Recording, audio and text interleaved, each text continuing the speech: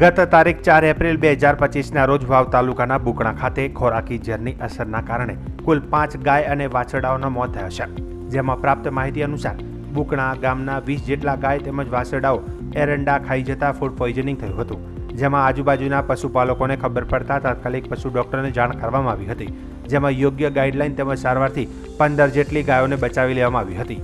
ઉલ્લેખનીય છે કે બનાસકાંઠામાં ગૌશાળાની ગાયોના અનેકવાર મોત થઈ ચૂક્યા છે, ત્યારે પશુપાલકોએ એરંડા જેવા પાકો વાવેલ હોય તો તેને સારી રીતે નષ્ટ કરવાની અપીલ કરી હતી, જેથી પશુઓ મોતને ના ભેટે।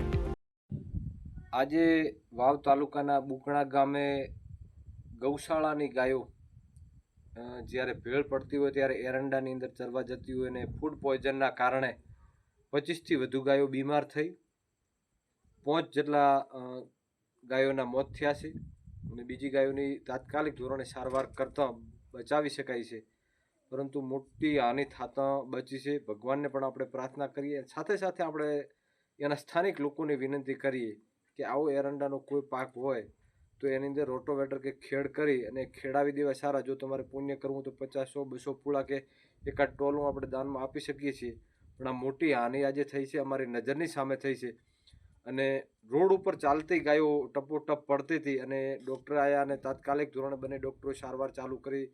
બધા ગૌ ભક્તો આવ્યા અને ખૂબ મહેનતના કારણે અથાગ પ્રયત્નો કર્યા ત્યારે બીજી ગાયોને બચાવી શકાય છે। 5થી વધુ પશુઓના મોત થયા છે।